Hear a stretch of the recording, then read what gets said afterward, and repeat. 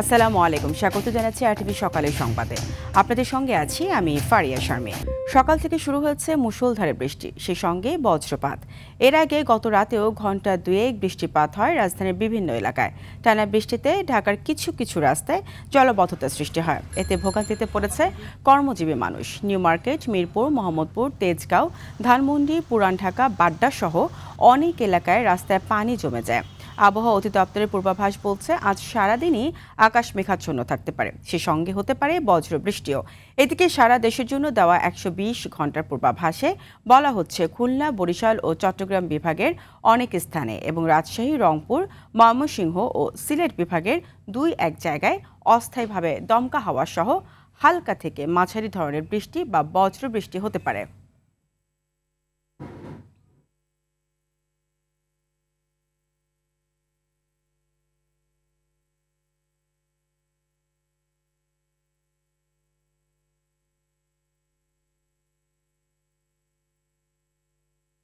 বৃষ্টি আর জলাবদ্ধতার বিষয়ে জানাতে রাজধানীর কারওয়ান বাজার এলাকায় আছেন সহকর্মী জিএম মাহমুদ। মাহমুদ, সকাল থেকে তো মুষলধারে বৃষ্টি হচ্ছে, জলাবদ্ধতার পরিস্থিতি কি দেখছেন? এছাড়া মানুষ তো বেশ ভোগান্তিতে পড়েছে, এখন কি অবস্থা দেখছেন জানাবেন। আপনি জানেন যে গতকাল রাত থেকে কিন্তু এই বৃষ্টিপাত শুরু হয়েছে, এটি কিন্তু এখনো অব্যাহত রয়েছে, যদিও এখন কিছুটা কমেছে। ভোর থেকে দেখেছিলাম আমরা আসলে বৃষ্টিপাতের প্রবণতাটা খুব বেশি ছিল এবং এই বৃষ্টিপাতের কারণেই কিন্তু রাজধানীর বিভিন্ন জায়গায় জলাবদ্ধতা তৈরি হয়েছে। এই মুহূর্তে চিত্র দেখছেন, এখানেও কিন্তু বেশ জলাবদ্ধতার তৈরি হয়েছে এবং এখানে বিশেষ করে খেটে খাওয়া মানুষগুলো এবং অফিসগামী মানুষগুলো তারা কিন্তু বিপাকে পড়েছে, আমরা এমন চিত্র দেখেছি। অনেকের সাথে কথা হয়েছে, তারাও বলেছে যে বিশেষ করে যারা অফিসে যাচ্ছিল তাদের অনেকেরই দেরি হয়েছে, এমন অবস্থার কথা বলেছে। অনেক রাস্তায় কিন্তু এই জলাবদ্ধতার কারণে বেশ যানজটেরও তৈরি হয়েছে। ভোরের দিকে দেখছিলাম আমরা বা আসলে যানবাহনগুলো হেডলাইট জ্বালিয়ে চলাচল করছে। এই মুহূর্তে চিত্র দেখছেন, আসলে এটি রাজধানীর বিভিন্ন জায়গারই আসলে প্রতিচ্ছবি। বিশেষ করে রাজধানীবাসী অনেকেই বলছে যে কিছুটা বৃষ্টি হলেই কিন্তু বিভিন্ন জায়গায় এ ধরনের জলাবদ্ধতা তৈরি হয় এবং তারা এই জলাবদ্ধতা থেকে আসলে নিরসন চায়। তারা চায় যে এমন ব্যবস্থাপনা করতে যাতে একটু বৃষ্টি হলেই এই ধরনের জলাবদ্ধতা তৈরি না হয়। তো আবহাওয়া অফিস অবশ্য জানিয়েছে যে এই বৃষ্টির ধারা আরও 24 ঘন্টা অব্যাহত থাকতে পারে। আমরা এমন তথ্য জেনেছি যে গত রাত 12টা থেকে ভোর 6টা পর্যন্ত 34 মিলিমিটার বৃষ্টিপাত রেকর্ড করেছে আবহাওয়া অফিস এবং আবহাওয়া অফিস এও জানিয়েছে যে এই আগামী 24 ঘন্টার মধ্যে একটি লঘুচাপ তৈরি হতে পারে এবং এই লঘুচাপ যদি তৈরি হয় তাহলে কিন্তু বৃষ্টির ধারা অব্যাহত থাকবে। এখনও গুড়ি গুড়ি বৃষ্টি হচ্ছে এবং আবহাওয়া অফিস এও জানিয়েছে যে এই বৃষ্টিপাতের ধারা অব্যাহত থাকতে পারে, অর্থাৎ এই খেটে খাওয়া মানুষগুলো এবং অফিসগামী মানুষগুলো হয়তো আরও কিছুটা বিপাকে পড়তে পারে। তো আমার কাছে এই ছিল এখনকার সর্বশেষ তথ্য। আপনাকে ধন্যবাদ। জাতিসংঘের সাধারণ পরিষদের 80তম অধিবেশনে যোগ দিতে গত রাত 1:40 এমিরেটস এয়ারলাইন্সে ঢাকা ত্যাগ করবেন অন্তর্বর্তী সরকারের প্রধান উপদেষ্টা ডক্টর মোহাম্মদ ইউনূস।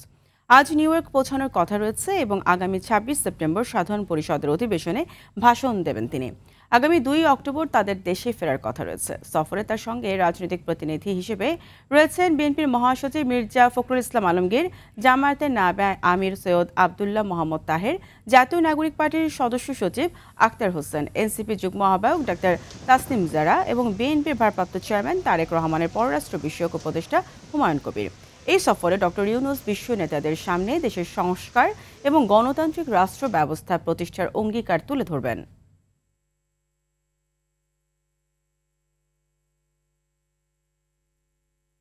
এবারও মাধ্যমিক স্তরের পাঠ্য বই যথাসময়ে শিক্ষার্থীদের হাতে পৌঁছানো নিয়ে তৈরি হয়েছে অনিশ্চয়তা। অভ্যন্তরীণ নানা জটিলতায় কার্যাদেশ বিলম্ব হওয়ায় এমন আশঙ্কা দেখা দিয়েছে। বিশেষজ্ঞদের মতে সরকারের উদাসীন আচরণই এর জন্য দায়ী। তবে জাতীয় শিক্ষাক্রম ও পাঠ্যপুস্তক বোর্ড এনসিটিবির দাবি সবকিছু ঠিক থাকলে জানুয়ারিতেই নতুন বই হাতে পাবে শিক্ষার্থীরা। বিনামূল্যের বই নিয়ে সাদিয়া কানেজের 3 পর্বের ধারাবাহিকের আজ থাকছে প্রথম পর্ব। ছবি তুলেছেন নাজমুল হোসেন সাইমন। 2010 সাল থেকে প্রতি বছর 1 জানুয়ারি শিক্ষার্থীদের মাঝে বিনামূল্যে পাঠ্য বই বিতরণ করে আসছে সরকার। তবে চলতি শিক্ষাবর্ষে সব শিক্ষার্থীর হাতে যথাসময়ে বই পৌঁছায়নি। এবছরের আর মাত্র 3 মাস বাকি, এখনও কাটেনি পাঠ্য বই ছাপা নিয়ে জটিলতা।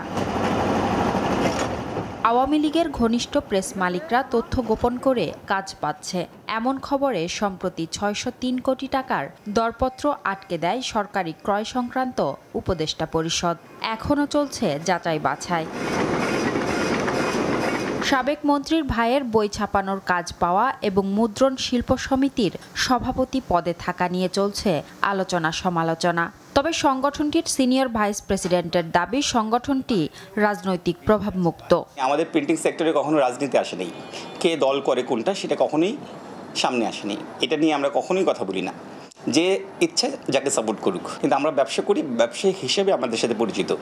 কে আওয়ামী লীগ করলো, কে জামাত করলো, কে বিএনপি করলো, সেটা আমাদের মুখ্য বিষয় না। এনসিটিবির নির্দেশ না পাওয়ায় এখনও বেশিরভাগ মুদ্রণ প্রতিষ্ঠান বই ছাপানোর কাজ শুরু করতে পারেনি। ছাপা বন্ধ থাকায় মাতুয়াইলের বেশিরভাগ মুদ্রণ কারখানার কর্মীরা অলস সময় পার করছে।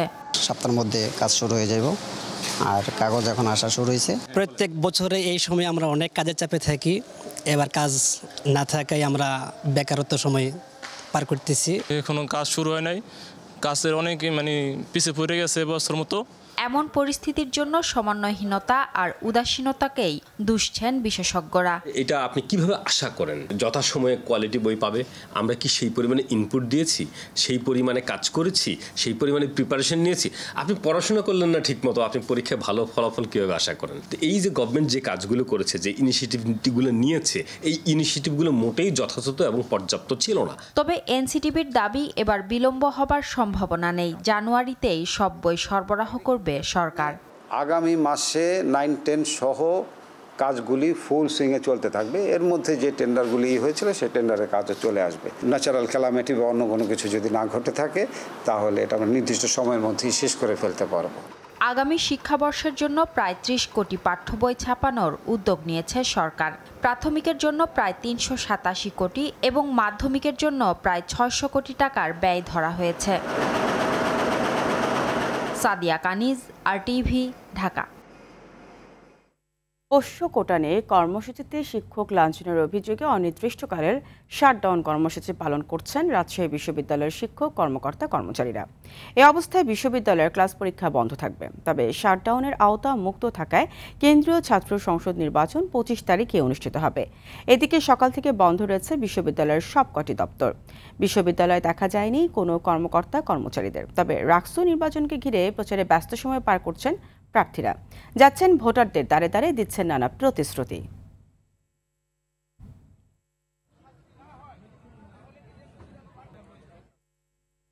চট্টগ্রাম বিশ্ববিদ্যালয়ে কেন্দ্রীয় ছাত্র সংসদ নির্বাচনে প্রার্থীদের প্রাথমিক বাছাইয়ে 2 জন ভিপি, 1 জন জিএস সহ বাদ পড়েছেন 19 জন প্রার্থী। অন্যদিকে প্রাথমিক প্রার্থী তালিকায় হল সংসদ নির্বাচনে বিভিন্ন হলে বিনা প্রতিদ্বন্দ্বিতায় বিজয়ী হয়েছেন 22 জন। গেল রাত 11টায় বিষয়টি নিশ্চিত করেছেন চাকসু নির্বাচন কমিশনের সদস্য সচিব অধ্যাপক ডক্টর AKM আরিফুল হক সিদ্দিকী। তবে 23 সেপ্টেম্বর মনোনয়নপত্র প্রত্যাহার করা যাবে। প্রার্থীদের বিষয়ে আপত্তি গ্রহণ ও নিষ্পত্তির শেষ তারিখ 24 সেপ্টেম্বর এবং প্রার্থীদের চূড়ান্ত তালিকা প্রকাশ হবে 25 সেপ্টেম্বর।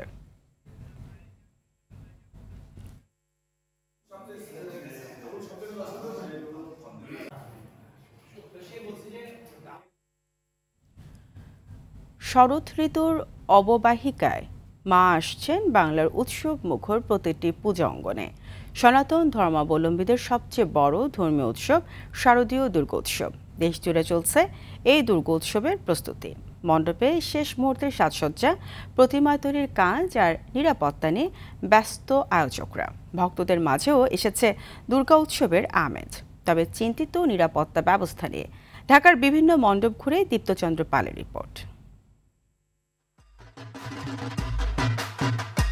বছর ঘুরে আবারও আসছে মা দুর্গা। শরতের কাশফুল আর শিউলি ফুল জানান দিচ্ছে তার আগমনী বার্তার। কয়েকদিন পর শুরু হচ্ছে বাঙালির সর্ববৃহৎ ধর্মীয় উৎসব শারদীয় দুর্গোৎসব। রাজধানী সহ দেশের নানা প্রান্তে মণ্ডপে মণ্ডপে চলছে শেষ মুহূর্তের প্রস্তুতি। কারো হাতে রঙের তুলি, কেউ বা ব্যস্ত আলোর সজ্জায়। ভক্তদের মাঝেও দেখা দিয়েছে দুর্গাপূজার আমেজ। মাকে বরণ করে নিতে প্রস্তুত তারা। আশা করি আমরা পূজাটা সুন্দর এবং সুষ্ঠুভাবে আমরা পালন করতে পারবো। হিন্দুদের বলতে না, এটা হচ্ছে শারদীয় সকলের উৎসব। তো আমরা প্রতি বছরের মতো এবারও আমরা আশা করব যেন মায়ের আশীর্বাদে সকলকে মিলেমিশে যেন এবার পুজোটা শান্তিপূর্ণভাবে সম্পন্ন হয়। এখন এই নিরাপত্তাটা অবশ্যই আমরা সরকারের কাছ থেকে চাই যে আমাদের যেন সার্বিকভাবে নিরাপত্তা প্রদান করা হয়। আয়োজকরা বলছে পূজার আনন্দ নির্বিঘ্ন করতে নিরাপত্তা ও শৃঙ্খলা নিয়ে কাজ করছেন তারা। আনুষঙ্গিক যা যা প্রয়োজন আমরা সবই করতেছি। আপনারা দেখতেছেন ওই আলোকসজ্জা অথবা প্যান্ডেল প্রতিমার ওই মোটামুটি কাজ হচ্ছে, রং তুলি খালি শুধু বাকি রয়েছে। সিসিটিভি ব্যবস্থা, নিরাপত্তা ব্যবস্থা এবং আমাদের ভলান্টিয়ার ব্যবস্থা, যেটা স্বেচ্ছাসেবক বাহিনী, আমাদের সার্বক্ষণিক প্রস্তুত থাকবে। চলছে শেষ মুহূর্তের প্রস্তুতি। এরপর রংতুলির আঁচড়ে দেবী দুর্গাকে জীবন্ত করে তোলা হবে। সব মিলিয়ে দুর্গোৎসবকে কেন্দ্র করে সাজছে পুরো দেশ। দীপ্তচন্দ্র পাল, RTV, ঢাকা। নির্বাচনের সময় ছোটখাটো কিছু ঘটনা ঘটলেও আসন্ন নির্বাচন শান্তিপূর্ণ হবে বলে জানিয়েছেন স্বরাষ্ট্র উপদেষ্টা জাহাঙ্গীর আলম চৌধুরী। রোববার দুপুরে সচিবালয় আইন শৃঙ্খলা সংক্রান্ত উপদেষ্টা পরিষদের সভা শেষে এ কথা বলেন তিনি। উপদেষ্টা আরও বলেন, আসন্ন দুর্গাপূজায় নিরাপত্তার জন্য 24 সেপ্টেম্বর থেকে মোতায়েন হবে আইন শৃঙ্খলা রক্ষা বাহিনী। এছাড়াও মহিলা ও শিশু বিষয়ক মন্ত্রণালয় থেকে 90,000 স্বেচ্ছাসেবক পূজায় নিয়োজিত থাকবে। বরিশাল ও বরগুনার সমুদ্র নিকটবর্তী নৌ রুটেও চাল ও সার ভারতে পাচার বন্ধের নির্দেশ দেওয়া হয়েছে বলেও জানান স্বরাষ্ট্র উপদেষ্টা। আমরা এখন ইনস্ট্রাকশন দিয়েছি যে আমাদের যে থানা পুলিশ রয়ে গেছেন, তারপরে র্যাব, বিজিবি, আনসার, এরও এখনও পেট্রোলিং করবে, বাট অন গ্রাউন্ড ডিপ্লয় হয়ে যাবে 24 তারিখ থেকে। নির্বাচন যে সময় আসে আপনি দেখবেন যে ইভেন ইউনিয়ন পরিষদের যে সময় নির্বাচন উপর, সেই সময় ছোটোখাটো দিয়ে একটা ঘটনা ঘটে, বাট আমরা চেষ্টা করতেছি যেন এই ছোটোখাটো ঘটনাগুলি না ঘটে। ঝিনাইদহের কালীগঞ্জ পৌরসভার প্রধান সড়ক সহ বিভিন্ন গুরুত্বপূর্ণ রাস্তায় ল্যাম্পপোস্ট থাকলেও সেগুলোর বেশিরভাগই জ্বলে না, ফলে শহরবাসীকে অন্ধকারে চলাচল করতে হয়। আলো না থাকায় রাতে বাড়ছে চুরি, ছিনতাই সহ নানান অপরাধমূলক কাজ। এই অব্যবস্থা শহরবাসীর জন্য চরম দুর্ভোগের সৃষ্টি করেছে। এই বিষয়ে নজর নেই পৌর কর্তৃপক্ষের। ঝিনাইদহ প্রতিনিধি শিবলু জামানের পাঠানো তথ্যচিত্রে আরও জানাচ্ছেন আবরার মাহিন। প্রথম শ্রেণীর পৌরসভা কালীগঞ্জ, তবে এই শহরের অধিকাংশ এলাকায় প্রয়োজনীয় সংখ্যক সড়ক বাতি নেই। ট্রাফিক মোড় থেকে কালীবাড়ি মোড়, কোটচাঁদপুর রোড, মিলগেট রোড, নিমতল রোডে ল্যাম্পপোস্ট সবগুলো প্রায় অচল হয়ে পড়ে আছে। ল্যাম্পপোস্টগুলো নষ্ট হওয়ায় রাতের কালীগঞ্জ শহরে ভুতুড়ে অবস্থা বিরাজ করছে। এসব কারণে বাড়ছে চুরি ছিনতাই। বিষয়টি নিয়ে পৌর কর্তৃপক্ষের অবহেলার কারণে ক্ষুব্ধ এলাকাবাসী। সন্ধ্যা হলেই ভুতুড়ে পরিবেশ সৃষ্টি হয়। কালীগঞ্জের ভিতরে শহরে অনেক বাল্বই দেখা যায়, কিন্তু এলাকার ভিতরে সব খাম্বাই বাল্বগুলো অচল হয়ে পড়েছে। দীর্ঘদিন অভিযোগ করা সত্ত্বেও পৌরসভার জেলা প্রশাসক মহোদয়ের দৃষ্টি আকর্ষণ করা সত্ত্বেও লাইটগুলো সচল হচ্ছে না। পৌরসভার যে লাইটগুলো বন্ধ হয়ে রয়েছে, চুরি ছিনতাই হচ্ছে। ল্যাম্পপোস্টে বাতি আছে কিন্তু জ্বলে না। পৌর কর্তৃপক্ষের কাছে এলাকাবাসীর নিরাপত্তার জন্য আহ্বান জানায়। এ বিষয়ে পৌরসভার নির্বাহী প্রকৌশলী কবির হাসান জানান, বৃষ্টি ও লোডশেডিং এর কারণে মাঝে মাঝে কিছু বাল্ব কেটে যায়, তবে দ্রুত এই সমস্যা সমাধানে কাজ চলমান রয়েছে। যে সমস্ত লাইট দেখা আছে কিন্তু জ্বলছে না, এটা অতি বর্ষণজনিত কারণে, আবহাওয়াজনিত কারণে এটা মাঝে মাঝে কিছু কেটে যায়, কিছু লোডশেডিংয়ের কারণে কেটে যায়। কিন্তু যেহেতু চলমান প্রক্রিয়া আমাদের চলমান রয়েছে, ইতিমধ্যে আমরা কিছু লাইট ক্রয় করেছি। অতি সত্বরে আমরা চেষ্টা করতেছি এগুলো সমাধান করার জন্য। হয়তো খুব তাড়াতাড়ি শহরবাসী ভালোভাবে আলো দেখবে। শুধু আশ্বাস নয়, দ্রুত পদক্ষেপ গ্রহণ করবে কর্তৃপক্ষ, এমনটাই দাবি ভুক্তভোগীদের। আবরার মাহি, RTV। মশাবাহিত রোগ ডেঙ্গু আক্রান্ত হয়ে গত 24 ঘন্টায় সারা দেশে 12 জনের মৃত্যু হয়েছে। এবছর একদিনে এটি সর্বোচ্চ মৃত্যুর রেকর্ড। এছাড়া একই সময়ে হাসপাতালে ভর্তি করা হয়েছে 740 জনকে। রোববার এক সংবাদ বিজ্ঞপ্তিতে তথ্য জানায় স্বাস্থ্য অধিদপ্তর। গত 24 ঘন্টায় হাসপাতালে ভর্তি ডেঙ্গু রোগীদের মধ্যে বরিশাল বিভাগে 165 জন, চট্টগ্রাম বিভাগে 77 জন, ঢাকা বিভাগে 384 জন, খুলনা বিভাগে 52 জন, ময়মনসিংহ বিভাগে 22 জন, রাজশাহী বিভাগে 28 জন, রংপুর বিভাগে 3 জন এবং সিলেট বিভাগে 9 জন রয়েছে বলেও জানায় স্বাস্থ্য অধিদপ্তর। এদিকে অক্টোবরে ডেঙ্গু পরিস্থিতি আশঙ্কাজনক হবে বলে মনে করেন কীটতত্ত্ববিদ অধ্যাপক কবিরুল বাশার।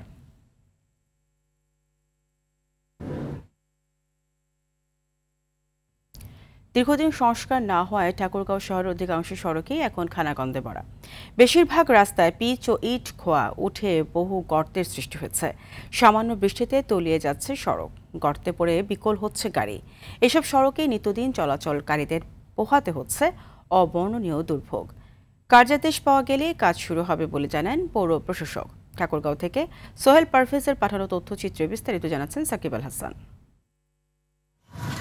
ঠাকুরগাঁও শহরের চৌরাস্তা থেকে কালীবাড়ি বাজার সরকারি বালিকা উচ্চ বিদ্যালয়, জেলা খাদ্য নিয়ন্ত্রকের দপ্তর, পানি উন্নয়ন বোর্ড ও ডিসি পর্যটন পার্ক যাওয়ার একমাত্র সড়ক এটি।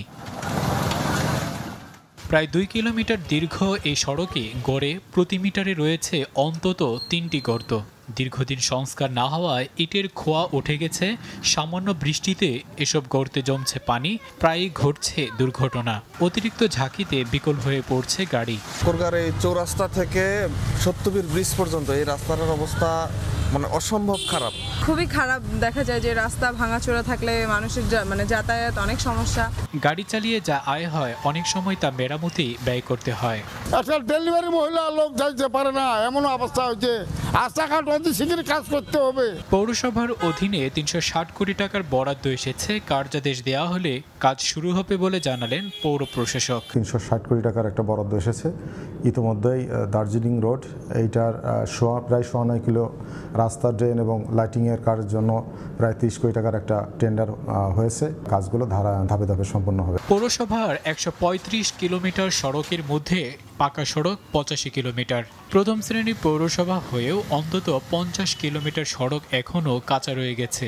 দ্রুত এসব সড়ক সংস্কার করে জনভোগান্তি নিরসনের দাবি এলাকাবাসীর। সাকিব আল হাসান, RTV। চট্টগ্রাম বন্দরে 39 বছর পর নতুন মাশুল হার কার্যকর হয়েছে। সরকারি হিসাব অনুযায়ী তা গড়ে 41% বেড়েছে।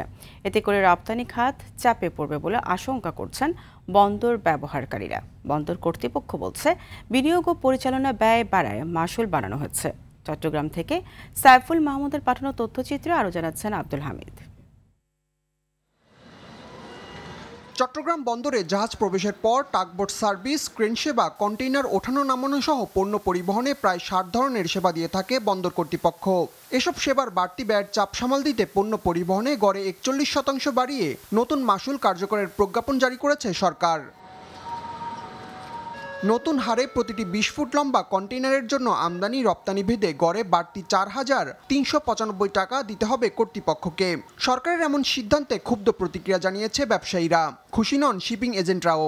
বন্দরের খরচটা কিন্তু কয়েক বছর পর পরে এরা বৃদ্ধি করে, তবে আমরা বারবারই বলে আসি ওনাদের সাথে, বন্দর ইউজারদের সাথে আলাপ আলোচনা করে যাতে যুক্তিসঙ্গতভাবে ট্যারিফটা নির্ধারণ করা হয়। আলটিমেট দেশে ক্ষতিগ্রস্ত হবে, কারণ পরবর্তীতে কিন্তু সমস্ত খরচ জনগণের উপরে যাবে। সে অ্যাভারেজে কিন্তু 3.61 পয়েন্ট কিন্তু গড়ে প্রতি বছর কিন্তু এই ট্যারিফটা বৃদ্ধি হয়েছে চট্টগ্রাম বন্দরের। এই বৃদ্ধিটা আমাদের ইতিমধ্যে কিন্তু আমাদের যারা ভোক্তা আছেন তারা কিন্তু এটা কিন্তু দিয়ে আসছেন। তবে বাণিজ্য খাতে বাড়তি মাশুলের প্রভাব খুব বেশি একটা পড়বে না বলে মত বন্দর সচিবের। ভোক্তার বিষয়টা যদি বলি, আমরা ভোক্তা পর্যায়ে এটার তেমন কোনো প্রভাব পড়বে না। বাল্ক কার্গোগুলোতে যে পণ্য হ্যান্ডলিং হয়, বিশেষ করে এসেনশিয়াল কমোডিটিসগুলো, সেখানে আগে পার কেজিতে যে পরিমাণ খরচ হতো, এখন ট্যারিফ বৃদ্ধির ফলে মাত্র 12 পয়সা পার কেজিতে বাড়ছে। কাঁচামাল ও রেডিমেড পণ্যে 2 দফায় দিতে হবে বাড়তি মাশুল।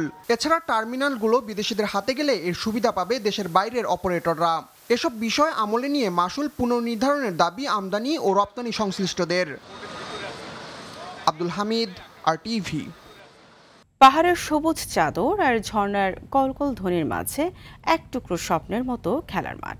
চারপাশে নীরব প্রকৃতি, বাতাসে ভেসে আসে ঝর্ণার শীতল সুর। সিলেটের নলজুড়িতে আছে এমনই এক রূপকথার মাঠ, যার সৌন্দর্য তুলে ধরতে গিয়েছিলেন রাফি আমিন। আর চোখ জোড়ানো দৃশ্য ক্যামেরায় বন্দী করেছেন রানা আহমেদ।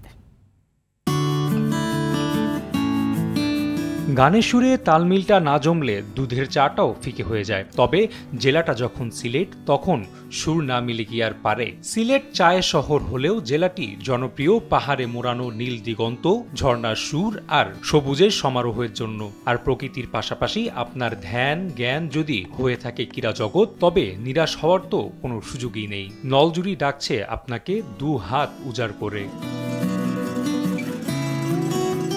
সিলেট শহর থেকে প্রায় ৬১ কিলোমিটার দূরে ক্রীড়াপ্রেমীদের স্বপ্নের খোঁজে আরটিভির ক্যামেরা। প্রধান সড়ক থেকে নেমে কিছুটা ভাঙা পথ যেতেই চোখে পড়বে এক নয়াভিরাম দৃশ্য। মাঝেই দেখা মিলবে একটি কংক্রিটের ২২ গজের পিচ, যেখানে একজন ব্যাটারের স্বপ্নই বুঝি দূরে ডাকতে থাকা ঝর্ণা স্পর্শ করা। কখনো আবার সৌন্দর্যের প্রেমে বলটা ঠিক কানেক্টই হবে না ব্যাটে।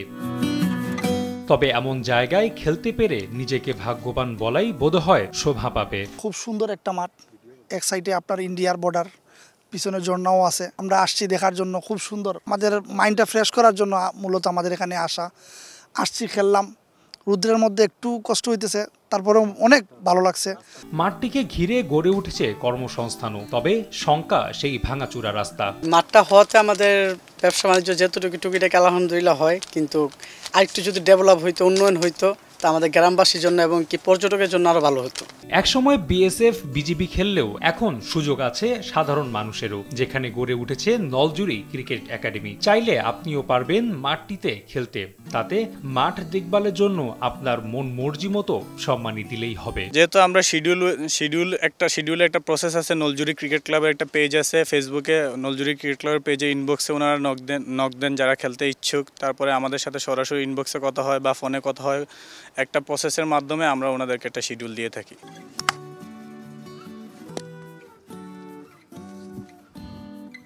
সবুজে ঘেরা এক মাঠ, সামনে দিগন্ত ছোঁয়া পাহাড় আর টলবলে ঝর্ণার সৌন্দর্য। খেলাধুলার এমন পরিবেশ মানুষকে আনন্দ দেওয়ার পাশাপাশি বাড়িয়ে দেয় প্রকৃতির প্রতি টানও। সিলেট থেকে রাফি আমিন, আরটিভি। সকালের সংবাদ এ পর্যন্ত। মধ্যাহ্নের সংবাদ ১২টায় দেখার আমন্ত্রণ রইল। ধন্যবাদ সবাইকে।